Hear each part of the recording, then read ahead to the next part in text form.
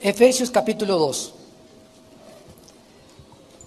El título de la conferencia que vamos a desarrollar en esta mañana se llama El pecado es peor que Satanás. El pecado es peor que Satanás. Dice Efesios capítulo 2, versículos del 1 al 3, y Él os dio vida a vosotros cuando estabais muertos en vuestros delitos y pecados, en los cuales anduvisteis en otro tiempo, siguiendo, este pasaje es muy profundo, siguiendo la corriente del mundo, conforme al príncipe, noten cómo se le llama a Satanás, el príncipe de la potestad del aire. El espíritu, porque él es un espíritu, que ahora opera en los hijos de desobediencia, entre los cuales también nosotros vivimos en otro tiempo, en los deseos de nuestra carne, haciendo la voluntad de la carne y de los pensamientos, y éramos por naturaleza hijos de ira, lo mismo que los demás. Los dos grandes enemigos del alma humana son el pecado y Satanás. Sin embargo, el pecado es el peor de todos. Es el más grande enemigo y lo traemos dentro. ¿Por qué? Porque la única manera en que Satanás se puede acercar a ti para hacerte daño o para lastimarnos es a través del pecado. Si nuestra vida es una vida de santidad en todas aquellas cosas que podamos improvisar y ser cada vez más limpios de corazón, más limpios sexualmente, más limpios en nuestros motivos, menos oportunidad le damos a Satanás de entrar a nuestra vida. Aun cuando Satanás puede causarnos daños mentales, porque el ataque es aquí. El campo de batalla es la mente humana. Y si Satanás va a atacarme o atacarte a ti, nos va a atacar a través de pensamientos. Y su estrategia es atormentarnos. Es el atormentador. Todas las personas que se clasifican psicológicamente como enfermos mentales, paranoias, esquizofrenias, manías depresivas, maníaco depresivo, psicótico, etcétera, etcétera, son personas que en algún punto de su vida comenzaron a ser atormentadas con sentimientos o pensamientos de odio o de ganas de vengarse contra la sociedad o con los que se burlaron en ti en la escuela o con tu padre o con tu madre, esos crímenes que vemos ahorita en Estados Unidos, ¿verdad? Como los muchachos en el maratón de Boston que pusieron 2 bombas fabricadas en una olla express, los que mataron a más de 30 alumnos en una escuela primaria, etcétera, etcétera. Todos estos jóvenes estuvieron expuestos a videos de violencia, aunado a el trato de su papá a la mamá, o de los divorcios de los padres y del mal ejemplo de los maestros en la escuela, y se comienza una olla aquí con una mezcla y con una receta de odio, de amargura, de desilusión, de decepción del mundo, de la autoridad, etcétera, etcétera, que se convierte en odio. Y ahí es cuando Satanás, en el momento que comenzamos a odiar o a guardar rencor contra algo o contra alguien, le abrimos la puerta a los demonios. Noten ustedes que aquí en el pasaje que acabamos de leer, dice la Biblia que es cuando seguimos la corriente del mundo. ¿Cuál es la corriente del mundo? Es la corriente del pecado. Porque el mundo entero, 1 Juan 5:19, está bajo el maligno. Entonces, antes de que fuéramos cristianos, vemos que la Biblia dice que hay una corriente que es de arriba hacia abajo. El mundo va y las personas cada vez más están más cerca de autodestruirse.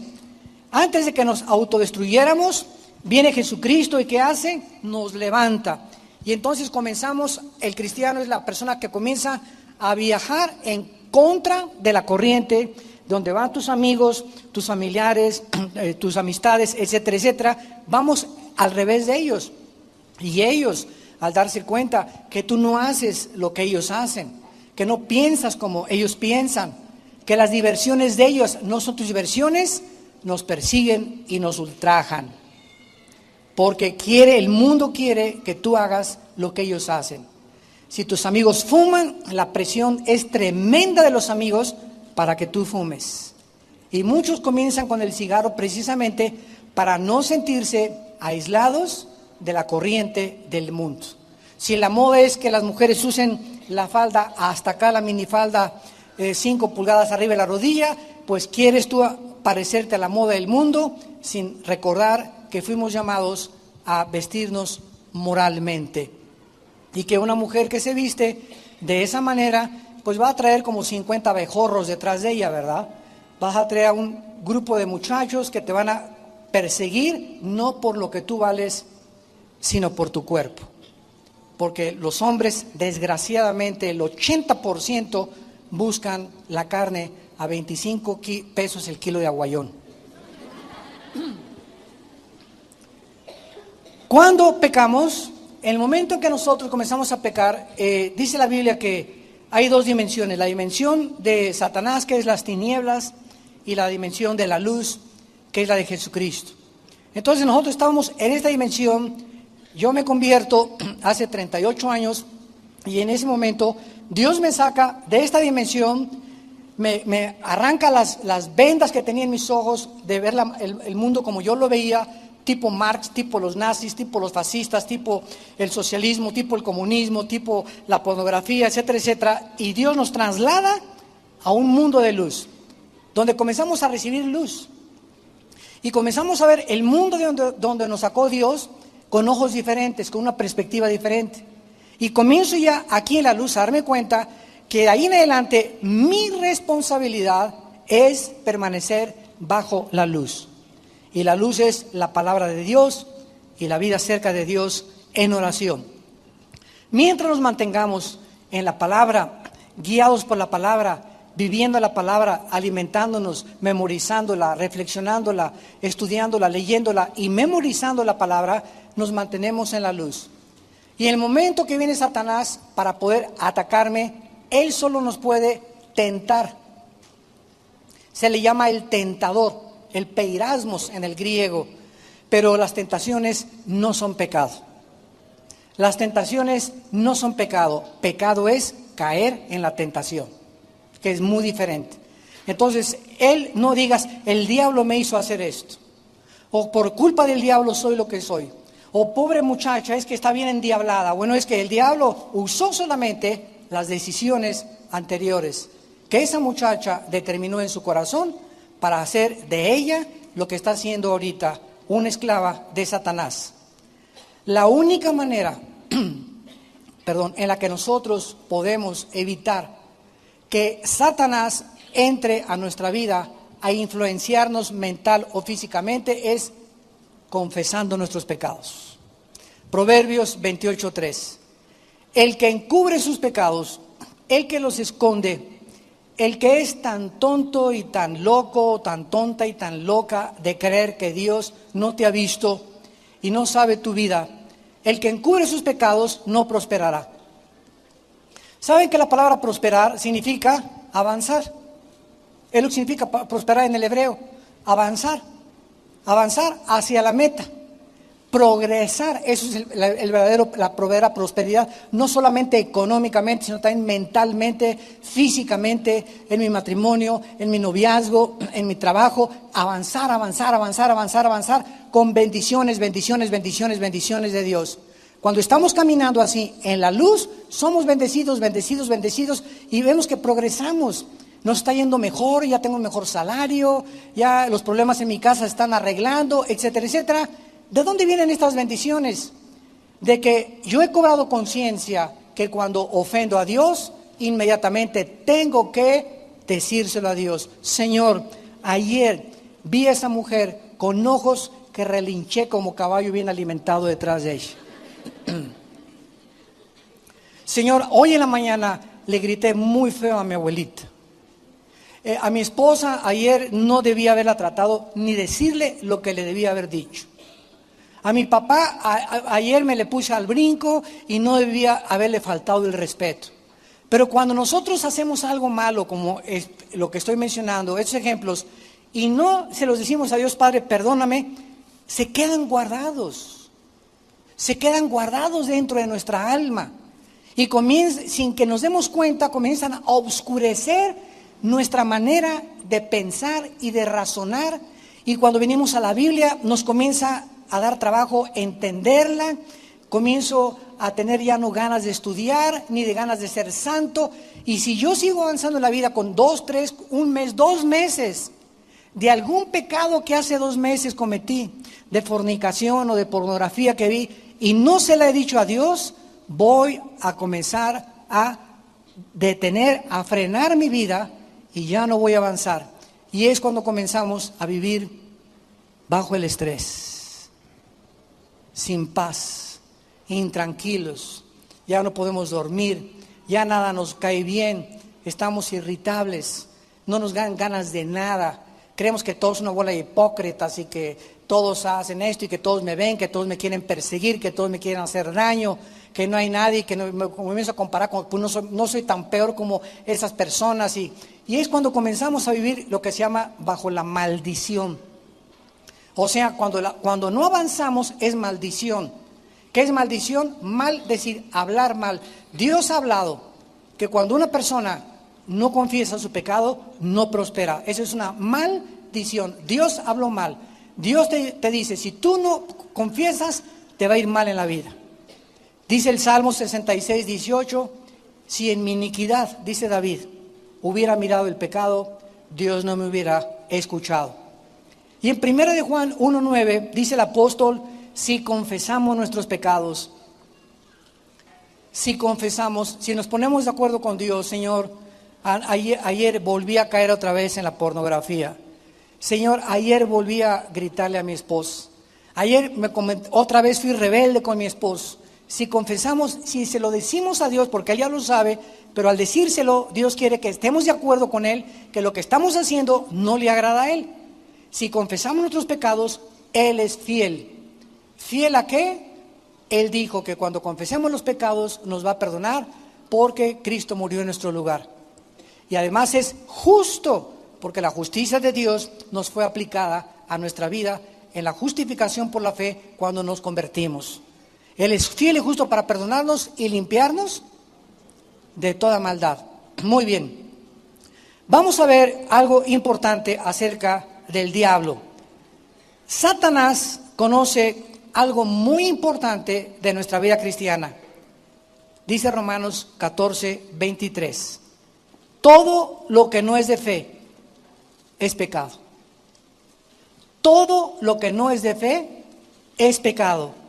En otras palabras, el blanco número 1 de Satanás es destruir nuestra fe, nuestra confianza en Dios.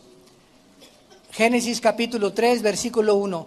Y la serpiente era más astuta que todos los animales del campo, la cual le dijo a la mujer, ¿de veras le crees a esto?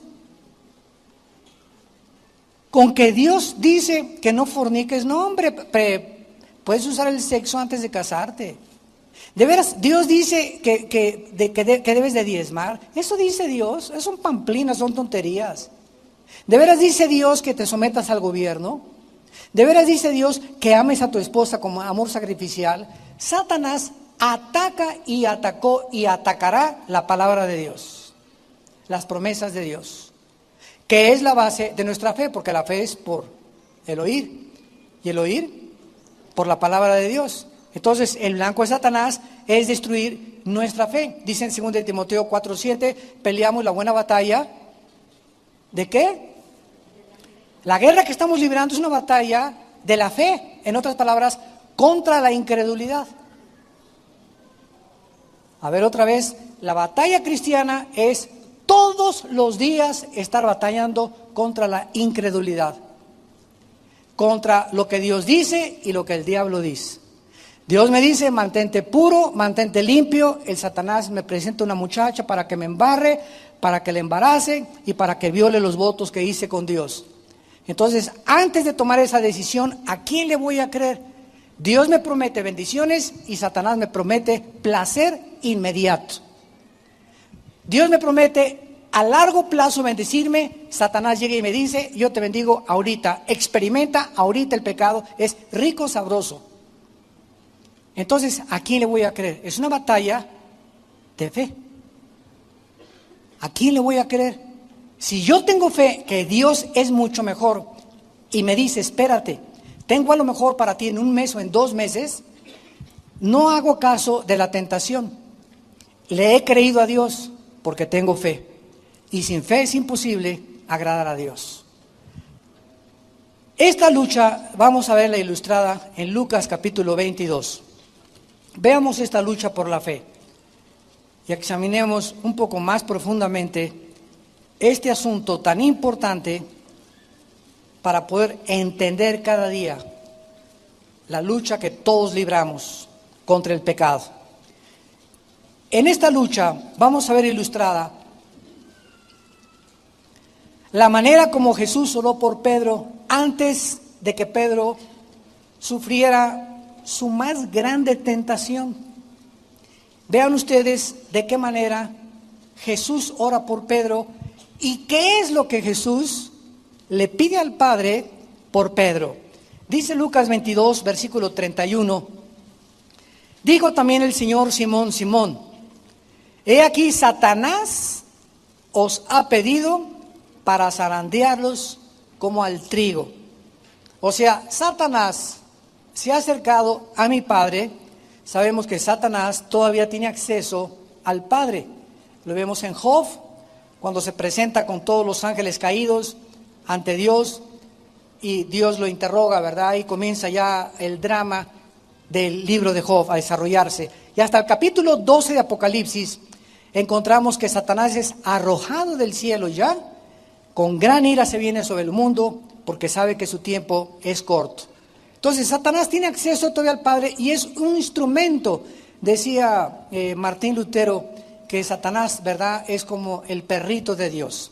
Él hace, ¿verdad? Se le dice ladra, ladra, si no le dice no ladra. No puede hacer nada sin el permiso de Dios. Quiso atacar a Job, le tuvo que pedir permiso a Dios. Y cuando nosotros pecamos, es cuando perdemos el derecho que nos defiendan los ángeles. Dice en el Salmo 91, a sus ángeles mandará a que tu pie no tropiece en piedra. Mientras me mantenga en el camino de la santidad, no va a haber tropiezos y el diablo no tiene ningún derecho para acercarse a mi vida. Pero en cuanto hay pecado en mi vida no confesado, Satanás tiene derechos legales. Donde llega Dios y le dice, ¿verdad? Mira, está Pancho, que tiene 3 en adulterio, está haciendo esto, mira, está en pornografía. Y Dios dice, me amarro las manos, ¿verdad? Hazlo, nada más no le puedes quitar la vida. Solamente Dios decide cuándo puede Satanás quitarle la vida a una persona. O sea, irse a casa antes de tiempo, como en 1 Corintios 5, del 1 al 5, del que viene en adulterio con un muchacho, con la suegra, con la mamá con una señora de la congregación, y mandan que sea destruida la carne a fin de que el espíritu sea salvo para el día de la justicia. Entonces, en el momento en que nosotros no confesamos el pecado, Satanás tiene acceso a nuestra vida inmediatamente para atormentarnos, causarnos enfermedades o causarnos problemas. Satanás ha pedido, no iba a atacar a Pedro sin pedir permiso. Dame chance, dice Satanás, le dice al Padre, dame un chancecito de hacerle así. Y vas a ver que te va a fallar, y vas a ver que va a negar a tu hijo, y vas a ver que esto y el otro. Entonces el Padre, ¿verdad?, le dijo a Cristo, ¿sabes una cosa, hijo? Vino este sinvergüenza a decirme que va a zarandear a Pedro. Avísale y adviértele lo que va a pasar. Y dice el versículo 32, pero yo he rogado por ti. O sea, te va a atacar Satanás, pero va a haber una intercesión. Yo voy a estarle pidiendo a mi Padre que tu fe no falte. ¿Qué iba a atacar Satanás? La fe de Pedro. Es el objeto del blanco de sus ataques, nuestra fe. Le voy a pedir a mi Padre que tu fe no falte, y tú lo profetiza ya Cristo. Una vez vuelto, sabía que Pedro no se iba a quedar tirado, confirma a tus hermanos. La estrategia de Satanás era hacer dudar a Pedro. Las dudas no son malas, malo es quedarte con las dudas. Así que si yo me encuentro algún día una persona que me diga, mire hermano, yo soy una persona que no tengo dudas, le digo, cálmate San Clodomiro. O ni San Crisóstomo, ¿verdad? Porque ningún santo, ni nadie, el más santo que ha habido, todos hasta que estemos ahí en la cama a los 90 años de edad, 95 años de edad, vamos toda la vida a tener dudas de algo o de alguien. Porque miramos todavía a través de un espejo y lo que sabemos no lo sabemos como lo deberíamos de saber. 1 Corintios 8:2. Entonces, teniendo este razonamiento, ¿qué significa, verdad? Jesús nos da la clave. He orado que tu fe no falte. El ataque de Satanás a nuestra vida es que dejemos de confiar en Él, en su provisión, en sus promesas, en que tenemos un mejor futuro que lo que nos promete el mal, no el que no tranza, no avanza. Bueno, es lo que tú dices, y tal vez robando o cometiendo fraude o vendiendo droga vas a progresar durante algún tiempo, pero no vas a durar mucho tiempo, porque el gozo de los impíos es muy corto. Sin embargo, dice Dios, si tú tienes paciencia y esperas, a la larga, sigue vendiendo tus taquitos, sigue vendiendo tus refacciones, sigue haciendo sillas como carpintero, sigue con tu bufete de abogado, sigue como médico, mantén tu honradez en todo lo que hagas. Y aunque parezca que al principio estás sufriendo y no tienes para pagar, si tú mantienes a través de la tentación tu confianza en mí, no te la vas a acabar. ¿Cómo te voy a bendecir?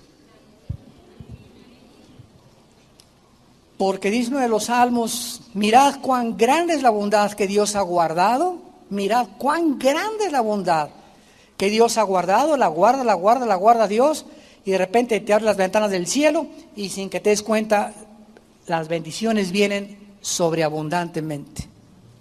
¿Por qué? Porque has esperado en Él y tu impaciencia no te empujó, no te impelió para que tú cometieras el pecado. Ahora, esta significa, ¿verdad?, que este es el blanco de Satanás. Vean ustedes en primera de Tesalonicenses capítulo 3, que Pablo tuvo el mismo problema a las iglesias que él fundaba. Qué importante es esto. Era el mismo problema que a Pablo le preocupaba por todas las iglesias. Cuando dejó Tesalónica, Pablo estaba muy preocupado Pablo. Pero no que cayeran en el adulterio, que cayeran en las drogas, que cayeran en esto, porque todo es la consecuencia, todas las ramificaciones de la falta de fe es precisamente el pecado. Es el momento en que dejamos de confiar en Dios que todos los demás pecados se desembocan. Entonces Pablo nos muestra aquí en esta carta, 1 Tesalonicenses 3, versículo 5, cuál era realmente el problema. Y entonces manda a Timoteo a esta nueva iglesia de Tesalónica para que investigue qué cosa. 1 Tesalonicenses 3, 5, por lo cual también yo, no pudiendo soportar más, Pablo estaba intranquilo, quería estar seguro de qué cosa, envié para informarme de vuestra fe. Si seguían confiando en Dios, si seguían haciendo la voluntad de Dios, no sea que hubiera tentado el tentador como tentó a Pedro. Entonces, si el diablo nos va a tentar, es haciéndonos dudar de lo que Dios nos ha prometido. Nos va a tratar de quitar que no confiemos en Dios. Que te va a ir mejor robando. Que vas a disfrutar mejor fornicando. Que te vas a salir mejor mintiendo. Que vas a guardar más dinero no dando tu diezmo y guardándolo en el banco o invirtiéndolo, ¿verdad?, en cosas terrenales. Entonces, siempre está lo que Él nos promete y lo que Dios nos promete. Y en medio es nosotros somos responsables qué camino vamos a decidir, la bendición o la maldición, en todas las cosas de la vida. Ahora en 1 de Pedro capítulo 5, Pedro escribe a la iglesia de Asia Menor, haciéndoles una advertencia muy seria. Una vez algunos pastores ahí en Colombia me hicieron esta pregunta: ¿usted cree que los cristianos puedan tener demonios? Y pues se hizo un silencio porque eran muchísimos pastores en esa reunión de pastores, ¿no? En una ciudad de Colombia. Y yo les contesté, claro que sí. Y se para un pastor, ¿verdad? San Crisóstomo. Es que usted lo que está diciendo no puede ser posible, porque el Espíritu Santo, ¿verdad? Donde mora el Espíritu Santo, bueno, sacó sus argumentos. Y qué bueno, o sea, siempre es la ignorancia de conocer un poco más profundamente las Escrituras lo que nos lleva a conclusiones equivocadas. Pero cuidado con el orgullo nada más. Cuidado de creer que ya precisamente es eso, ¿verdad? Cuando no hemos escudriñado profundamente la Escritura. Yo le contesté a este pastor con mucho respeto. Le dije, cuando el Satanás ataca a un cristiano, dígame entonces usted si nos ataca como Bambi. O si viene y solamente nos hace, mi chiquilín, mi chiquilín, mi chiquilín. ¿Cómo ataca Satanás a un cristiano? Y se quedó pensando como un minuto más o menos. Le digo, ¿cómo nos ataca? O sea, ¿nos hace bú en la noche? Bueno, usted contésteme. Y entonces le leí este pasaje en Primera de Pedro, capítulo 5, versículo del 8 al 9. Sean sobrios, esto es una advertencia muy seria, y velad, porque vuestro adversario el diablo, ¿a quién le está hablando? A los cristianos, como Bambi, como una ardillita. Compara a Pedro a Satanás como un león, pero un león rugiente. Y vean lo que dice Pedro, que anda buscando alrededor a quién hacerle caricias, heridas leves. Anda buscando a quién rasguñar. Eso dice. Le pregunté a este pastor, dígame usted qué significa devorar. Bueno, cuando un león se come, ¿verdad? Un antílope, un pedazo de carne, se lo traga entero. Entonces, ¿qué significa? Que el diablo anda buscando a quién tragarse, o sea, a quién controlar. Ahora, ese control, ¿cómo viene? A través de la mente. Y cuando Satanás o los demonios atacan a un cristiano, nosotros somos espíritu, tenemos un alma y tenemos un cuerpo. Somos espíritu, tenemos un alma, y el alma y el espíritu viven dentro de un envase que se llama el cuerpo humano, o la casa, o el tabernáculo de Dios. Ahora bien, cuando los demonios entran a un cristiano, no entran a la zona espiritual, porque le pertenecemos a Cristo. Un cristiano no puede ser poseído por demonios, puede ser invadido e influido, que es muy diferente. Pero vean ustedes la cantidad de cristianos bien lorenzos que están. ¿Por qué están así? ¿Por qué están afectados? Son cristianos, están afectados en sus facultades mentales, no piensan ya normal. Pero son hijas de Dios. ¿Quién ha provocado todo eso? Quiero decirles algo, y para terminar esta reunión de pastores, les dije, porque se armó ahí una controversia tremenda, les dije, ¿sabe una cosa? Yo nunca me atrevería a sacarle demonios a una persona que no sea cristiana, porque regresarían 7 y se le volverían a meter. La liberación de demonios es el pan de los hijos. Entonces, ¿para qué voy a tratar de liberar a alguien, o los pastores, echar fuera demonios a una persona que no es cristiana? De nada serviría, porque se le volverían a meter. Ahora, esta liberación de demonios no es una panacea. Hermano, sáqueme el espíritu de retortijón, sáqueme el espíritu de pornografía, sáqueme el espíritu de rebelión. Como dijo un hermano otra vez, hermano, pídale a Dios que ya no sea yo carnal. Dice la Biblia, presenta tu cuerpo tú en sacrificio vivo. Eso Dios no lo va a hacer. El espíritu de rebelión que traes, el espíritu de pornografía, el espíritu de suciedad sexual que traes, el espíritu de robo que tú traes, no es solamente salte, no, somos responsables delante de Dios. Nosotros en Villanueva para el Mundo no liberamos a cualquier persona ya nada más porque lo diga, o sea, a menos que tenga un caso que si alguien se manifieste, lo sacamos, ¿verdad? Y después guiamos a esa persona a Cristo, porque si no recibe a Cristo se le meten 7 peor. Entonces, una persona, un cristiano que está siendo atormentado y que en la noche se le aparece Judas Tadeo a las 2 de la mañana y o que tiene alucinaciones, o que huya como coyote a las 3 de la mañana, etcétera, etcétera, ¿verdad? Y que tiene, o niños que se levantan gritando y que con pesadillas continuas, son demonios atacando a tu hijo. Entonces, ¿qué hacemos, verdad? Vamos, estudiamos el caso y lo primero que hacemos es, si la persona se está discipulando, si tú no te discipulas en 6 meses, que se te queden tus demonios. Entonces, cuando tú te discipules y tomas en serio a Dios, hacemos la liberación, porque no es una panacea la liberación de demonios. No se arregla todo, écheme los demonios y voy a ser santo. ¿Por qué se te metido en los demonios? Es igual que las ratas.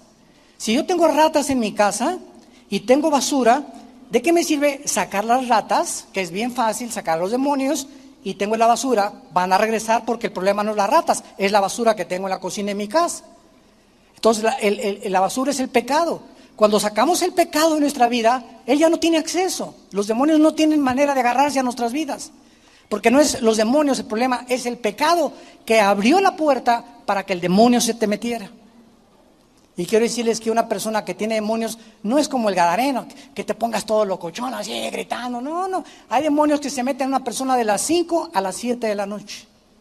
Hay otros que entran de las 10 a las 12, de repente tu esposo llega a la casa y tiene cara, ¿verdad?, de Corleone. Y a las 5 le cambió la cara a tu esposo o a tu hijo. O hay otros demonios que actúan de las 8 a las 10 de la mañana, otros que actúan de las 10 a las 12 de la noche. Y durante todo el día la persona es normal, pero de repente hay un tiempo en su vida en la que cambia su personalidad. Y es cuando entran los demonios y se pueden salir. ¿Por qué? Porque hay basura. Entran y comen la basura y se salen, porque el alimento de Satanás es el polvo de la tierra, y del polvo fue hecha la carne. Y le dijo Dios en Génesis 3, comerás el polvo de la tierra. O sea, te alimentarás de la carne humana, de la naturaleza caída de los seres humanos. Porque aunque seamos cristianos, seguimos teniendo la naturaleza humana. Regresamos a Efesios, a nuestro pasaje, y dice a continuación que nosotros andábamos en otro tiempo. Ya no. Ojalá que muchos de ustedes no sea una realidad esto. En otro tiempo seguíamos una corriente, ya explicamos esto, la corriente del mundo, de las modas, de la inmoralidad, de la forma de divertirse, del arte, todo lo que tiene su origen en el mundo. Y vemos que el que va hasta delante de esta corriente se le llama el príncipe, pero es interesante que dice que Satanás aquí lleva el título de la potestad del aire, o sea, que Satanás tiene el control de todos los medios de comunicación alrededor del planeta Tierra. El príncipe de la potestad de la atmósfera, aión en el griego, de la atmósfera hacia abajo opera Satanás. De la atmósfera hacia abajo, que es debajo del sol, lo que decía Salomón en Eclesiastés, vivimos debajo del sol, de la atmósfera hacia abajo. Ahora, si nosotros prendemos un radio, tengo un radio ahorita aquí, yo ahorita no oigo nada, pero en el mundo invisible hay ahorita aquí frecuencia AM, radio corta, a banda larga, banda corta, pero el aparatito que tengo aquí, el radio, tiene una facultad tecnológica que cuando yo le cambio así en la estación, me agarra esta frecuencia, la charrita del cuadrante. Le doy más adelante y música de banda, más adelante música tranquila, música clásica, pero aquí están aquí están junto a nosotros, no las vemos. Pero ese radio sintoniza, ¿verdad? Y agarra esa frecuencia y te la transmite a los oídos. Y agarra nada más la frecuencia que él está tratando de controlar. Y también hay frecuencias de televisión, hay cable, hay de satélites de comunicación, hay de televisión, de Sky, de muchas cosas, y están todas en el aire. Y Satanás controla todas estas estaciones, películas, videos, todo lo que se hace y todas las ondas del sonido. Dice 1 Juan 5:19, Satanás las controla. Y Efesios 2, versículo 2. Por eso es tan importante saber qué clase de música oímos, qué clase de programas oímos, qué clase de películas ves en la televisión y en el cine, porque Satanás está detrás ¿Para qué cosa? Hacernos dudar de Dios. ¿Cuál es el propósito de Hollywood? Ve las películas de Hollywood, atacan a los cristianos, atacan la Biblia, casi siempre el 80% salen fumando, y tú ves al artista, chúpale, chúpale, chúpale, chúpale, y tú acabas de dejar el cigarro y se te antoja, no, pues si él fuma, pues yo también puedo seguir fumando. Y sales del cine y te prendes un cigarro, y ya tenías un mes que lo habías dejado, pero fuiste influido por lo que viste en el cine. Y ves telenovela, y telenovela, y telenovela, y quieres hacer la enfermera que se enamoró del doctor, para que el doctor te saque del hospital y te cases con él. Y el novio que tiene no es digno de ti porque anda en bochito y el doctor anda en un Cadillac. Y como la telenovela te dice eso, ¿verdad? Te comienzas a meter eso y entonces ¿qué pasa? Ya te olvidas totalmente de las promesas de Dios. Ves las películas de los crímenes y de los que les va bien y de los narcos que progresan, la historia de los narcos, y quieres ser igual a ellos. Los jóvenes quieren imitar todo eso porque somos y tenemos la tendencia de imitar todo lo que vemos o lo que oímos. ¿Y qué es todo eso? Tentaciones para hacernos dudar de Dios. ¿De veras será cierto esto? Veo tanta pornografía en el cine, tanta pornografía en la televisión, tantas vulgaridades, tanto adulterio, tantas cosas que sin casarse tienen relaciones, etcétera, etcétera, que comenzamos a aceptarlo como algo normal. Ya es normal, o sea, es normal, ya los homosexuales ya desfilan por Reforma ayer sábado, ¿verdad? Encuerados, semi-encuerados, demandando sus derechos y violando nuestros terceros derechos de nosotros como ciudadanos, y violando nuestra decencia, nuestra honestidad, nuestros principios morales, los principios fundamentales de la familia, pero eso sí quieren que les respetemos a ellos. ¿Cuál es el propósito del movimiento gay? Simplemente hacer que el mundo lo acepte como normal y los acepten como normales a ellos, casándose uno con el otro. Y el mundo está cayendo en esa trampa. ¿Qué dice Dios? No cometerás inmoralidad. El matrimonio es entre Pepe y entre Juana, no entre Pepe y Chencho. Ahora, vean ustedes que este espíritu que está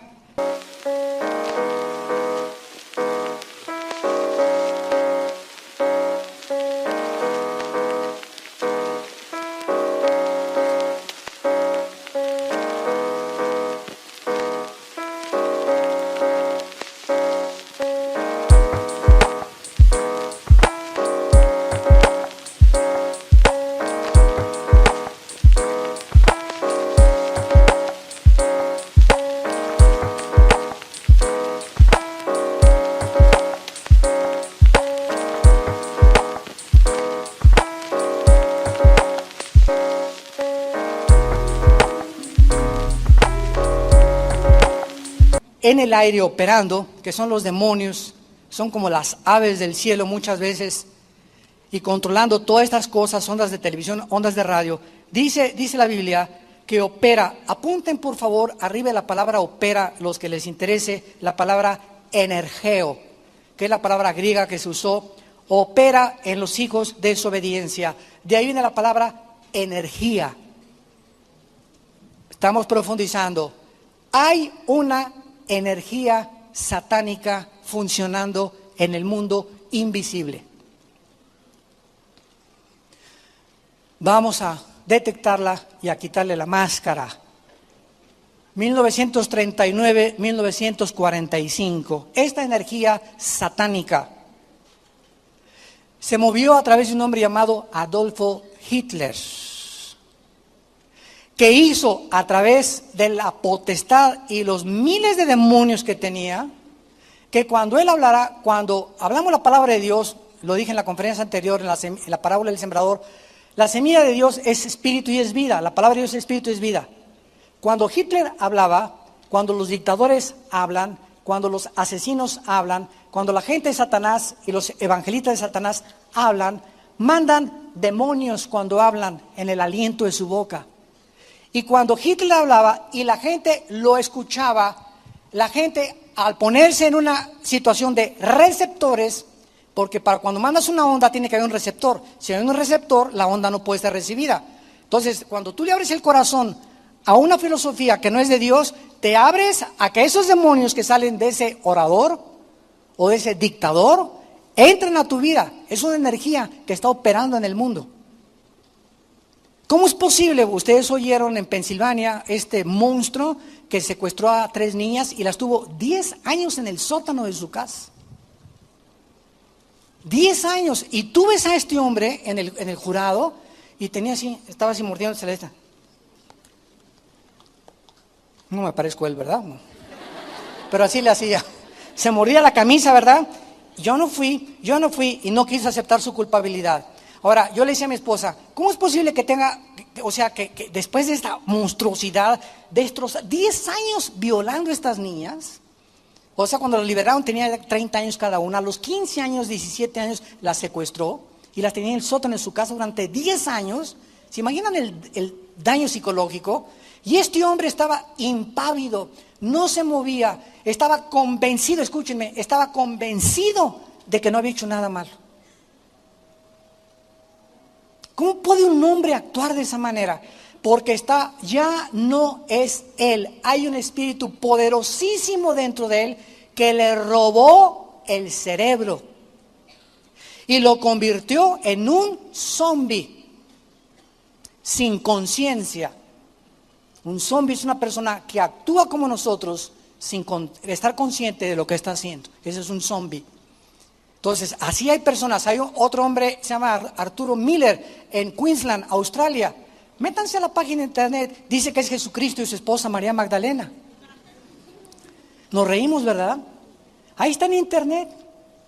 Dice que es Jesucristo. Y vi el video y ella está convencida que es María Magdalena y dice, todavía siento los clavos en la cruz. Y tú lo ves, yo le decía a mi esposa, es que no se le ve así nada fingido. O sea, él se la cree que es Jesucristo.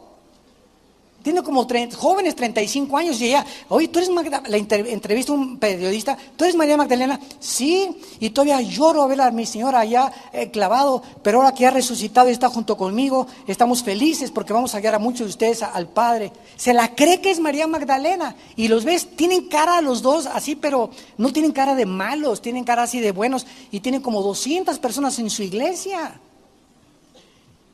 O sea, este hombre trae un demonio tan grande, no está fingiendo, no está tratando de hacer nada, él se la cree, o sea, ya no es él. Hitler ya no era él. El momento en que dijo, el tercer Reich va a durar 1000 años, ya no era él, ya no era una persona razonable, normal. Como un loco puede decir, va a durar 1000 años el Reich, el tercer imperio, y la gente creérselo, peor los que lo creyeron que el que lo dijo. Entonces nos damos cuenta, la operación, la energía de Satanás funcionando en el mundo. Hay 3 artistas de cine en México que se las llevó un promotor muy famoso de televisión por todos lados, creo que en Brasil las agarraron. Ella es muy famosa de televisión y las 5 muchachas tenían relaciones con este promotor de televisión y de teatro y les hizo creer, ¿verdad?, que las 5 eran sus amantes y las 5 aceptaron tener relaciones con él. Yo pregunto, ¿verdad?, ¿cómo puede una muchacha llegar al grado de aceptar tener las 5 con un hombre y dejarse controlar de esa manera? O sea, ellas ya no eran ellas, estaban controladas por los demonios que él tenía y que les puso a ellas cuando aceptaron irse con él. El momento que pisamos los terrenos de Satanás, nos abrimos a que nos robe la mente. Y como el mundo no sabe que son demonios, pues denle su Ecuanil, su Valium, háblenle al psiquiatra, háblenle al psicólogo, o vamos a llevarlo al manicure, al hospital psiquiátrico. Y llegan al hospital psiquiátrico, ¿y qué hacen los médicos en el hospital psiquiátrico? No hay manera de curar a una persona con aparentemente problemas normales de conducta. La única manera de controlarlos es darles pastillas tranquilizantes. Si tú caes en manos de un psiquiatra, te va a tratar con puras pastillas tranquilizantes. No hay manera, te va a decir, bueno, ahora ya entendí, a usted la violaron de niña, te hicieron esto, bueno, ok, ya descubrí por qué tú te portas así, porque aullas como coyote a las 2 de la mañana. Pero una vez que descubren la razón, esa es la psicología, ¿verdad? Es el fracaso de la psicología mundana. Una vez que descubren de dónde viene tu problema y ahora qué, ¿cuál es la terapia a seguir? ¡Chochos! Puras pastillas, no hay manera de tratarte más que con pastillas. Introducir químicos para que comiencen a tratar de normalizarte y aplacarte, y sin que te des cuenta caíste de Guatemala o peor. Antes eras una persona normal, ahora eres drogadicto, porque las pastillas tranquilizantes crean adicción. Llega un momento en que no puedes más que depender de tu chocho de Cuanil, de Prozac o de Valium para poder tener una vida normal, o de un trago de alcohol, o vivir con alcohol o con las drogas. Es el mismo problema que existe en la vida cristiana en muchas personas que abandonan la palabra de Dios. Ahora, en 1 Timoteo 6:10, para terminar, dice el apóstol Pablo, y también haciéndonos una advertencia muy fuerte acerca de la importancia de estar contentos con lo que tenemos, de vivir agradecidos, de que nuestra impaciencia no nos impela, no nos empuje, no nos precipite a tomar decisiones de las cuales mañana, muchacha que me escuchas, muchacho que me escuchas, varones que me escuchan, decisiones que mañana nos tengamos que arrepentir. Dice 1 Timoteo capítulo 6, versículo 6, gran ganancia, ya vas de gane. Si la piedad es la vida cerca de Dios, la palabra griega eusebia. Gran ganancia vas a tener en la vida, en tu vida cerca de Dios, si estás acostumbrado o te acostumbras a vivir contento con lo que tienes, con contentamiento. Pablo en Filipenses 4 dijo, he aprendido, vean que requiere aprendizaje, he aprendido a vivir sin dinero. He tenido épocas en mi vida de crisis, he tenido épocas en mi vida, yo las tuve también. Yo tuve una época cuando vivíamos en Acapulco, ¿verdad?, que no comíamos más que los mangos que yo cortaba de la casa y lo que yo podía pescar. Tenía a Lana, a Moisés y a Andrea, mis primeros 3 niños, ¿verdad?, mi primer matrimonio, chiquitos. Yo estaba de misionero allá en las sierras de la costa de Oaxaca y de la costa chica y la costa grande, y no teníamos nada para poder sostenernos, y vivimos 2 o 3 años, hasta después de 10 años de ministerio, tuve una combi que me regaló un hermano, una combi ya vieja. Andaba en camión en la ruta 100 dando estudios, predicando en los pueblos. Iba yo a Acapulco a predicar en el mercado y me ponía un cajón y me paraba y los mandaba a todos al infierno. Bueno, así, muy ignorante, era el justiciero llegó aquí a Guerrero, ¿verdad? Y me acuerdo que todas las marchantes, ¿verdad?, lo único que no tenían dinero, me daban pescado de ofrenda. Me llegaba a mi casa con 2 o 3 pescados y ahí los cocinábamos y todo, ¿verdad? Y vivíamos de pescados y de mangos, más de 4 o 5 años. Yo sé lo que es ser pobre, yo sé lo que es vivir en pobreza y no tener nada. ¿Ustedes creen que así comenzamos? No, comenzamos, pero desde abajo. Y hasta los 10 años, hasta 1981, me regalaron una combi vieja, usada. Y ahí iba chaca, chaca, chaca, chaca, chaca, chaca, en San Juan Totoltepec, donde comenzamos la iglesia. Donde comenzamos en un garaje, una casa en Satélite, pero íbamos a San Juan Totoltepec, nos pasamos después al Cine Apolo, del Cine Apolo al Centro Cívico, del Centro Cívico llegamos para acá. Y así nos ha traído Dios por todos lados. Pero estamos acostumbrados, y cuando vives en la pobreza y te das cuenta que estás contento y no estás amargado, para eso me llamaste, Señor. Yo era gerente del Hotel Emporio, que es Emporio, antes era el Continental y el Hilton en Acapulco, y querían mandarme a...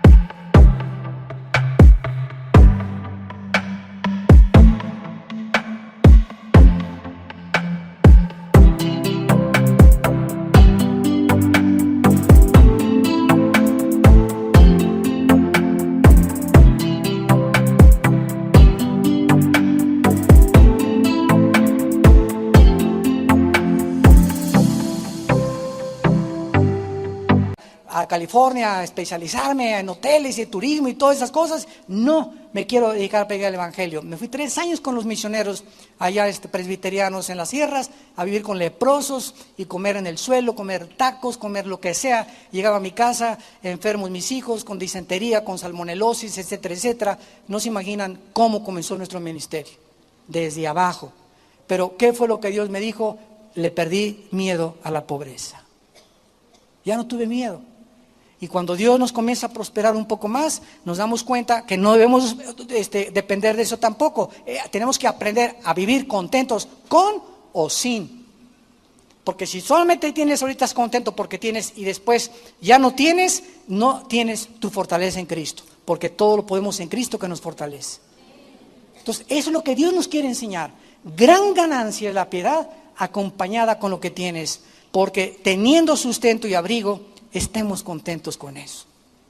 Llega ahorita me llevaron aquí a mi oficina un taco que venden aquí enfrente de chile relleno con frijoles. Qué manjar me acabo de comer. Me enchilé, eso sí, pero qué rico taco. Qué rico taco. Nunca me había imaginado chile relleno con arrocito y frijoles. Se los recomiendo, Delicioso. O sea, te puedes llegar a comer un taco así delicioso, tacos de canasta, o ir al mejor restaurante. No es el lugar, ni mucho menos, es la actitud de tu corazón con la que tú comes lo que estás comiendo. Dale gracias a Dios por los totopitos, por ese taco, por ese tibón, por esa manjar o esa langosta, pero no es eso, es estar contentos con eso, porque los que quieren enriquecerse caen en tentación y ahí está, en la trampa de Satanás. ¿Quiénes son los que quieren enriquecerse? Los que quieren hacer dinero a través de pronósticos deportivos, comprar billetes de lotería, siendo deshonestos en su trabajo, tratando de transar, porque el que no tranza no avanza, tratando de echar mentiras al gobierno, tratando de robarle a Dios. ¿Qué haces con todas esas actitudes? Estás tratando de ganar dinero fácil. El cristiano no compra pronósticos deportivos. Si alguien me lo regala, pues gloria a Dios. Si alguien me regala un billete de lotería, gloria a Dios. Pero yo no estoy buscando billetes de lotería para ganar la lotería. Y Señor, si me la saco, te doy 5 millones a la iglesia, Señor. ¿Sabes qué? Ni el diablo se la cree. Ya está muy trillado eso. Te prometo, Señor, que si me saco la lotería, voy a comprar esa Vida Nueva un lote para que hagan su iglesia. No te la cree ni Santa Claus. Entonces, con el sudor de nuestra frente debemos ganar el pan de nuestra comida. Ganarás el pan con el sudor de tu frente. Es la ley de Dios. Y cualquiera que quiera hacerse rico, no trabajando, vas a caer en tentación y en lazo. Dios te va a prosperar a la larga tu puesto de tacos. McDonald's comenzó en un garage, con una pareja haciendo hamburguesas. Y después llegó mucha gente, hicieron 2, 3 tacos, 2, 3 garajes, después rentaron un local, después a los 5 locales fueron a hacer patente su franquicia, etcétera, etcétera, comenzaron a vender McDonald's y Dios los prosperó. El de Walmart también, el Sam Walmart, que se acaba de morir en Texas. Me lo encontré hace 4 años. Yo llegué a Walmart con mi esposa en Dallas y veo un viejito, una camioneta y más o menos una pick-up y con sus sombreros vaquero, con sus bocas como de 85 años el viejito. Ahí veía así caminando el viejito y le digo a mi esposa, mira qué chistoso camina ese viejito. Y el que nos estaba ayudando a llevar la comida a la cajuela de nuestro carro me dice, ¿saben quién es? ¿Quién es Sam Walmart? ¿Quién? El dueño de Walmart. Él es, así es. Y está contento el viejito. No tenía ganas de estar ahí presumiendo con Lamborghinis o con Ferraris, ¿verdad? Tenía sus buenos carros, pero era un hombre, ¿verdad?, que mantuvo Walmart y dando el 45% de lo que entraba a Walmart a la obra de Dios y a misioneros. Y Dios lo bendijo. El dueño de Chick-fil-A también en Estados Unidos es cristiano. Y también lo ha bendecido tremendamente Dios para dar, ¿verdad?, el 65% del dueño de Chick-fil-A, la compañía de los accionistas, a la obra de los misioneros de Dios. Y esta es la ley de la vida. Tenemos que entender algo. Si algo nos hace daño, está dentro de nosotros. No le eches la culpa a tu esposa, ni a tu esposo, ni a tu hijo, ni a tu hija, ni al pastor, ni al gobierno. Dentro de nosotros tenemos el enemigo. Y anda buscando hacernos daño. Pero si nosotros le creemos a Dios y le amamos con todo nuestro corazón, Él nos prosperará. Te damos gracias por tu palabra, Señor. Te damos gracias, Señor, por mostrarnos la senda de la vida y revelarnos los misterios de tu reino.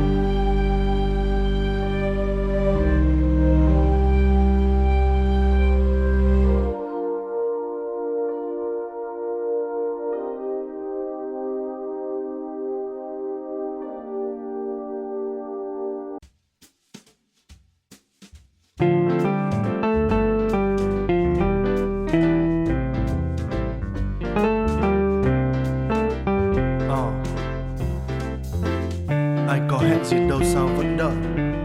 Cơn mưa chiều làm vơi vợi nhớ thương. Giọt mưa rơi hay giọt lệ tủi hờn, như ngàn sợi tơ vương đan tóc rối. Mưa răng mắt cho lòng ai lạc lối. Ảo ảnh buồn theo sương khói dần tan.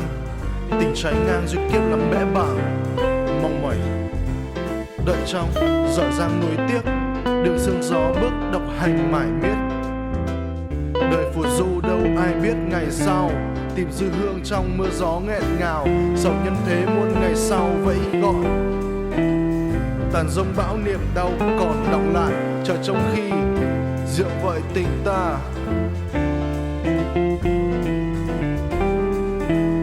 Ai hẹn đâu mà mắt đẫm lệ nhòa.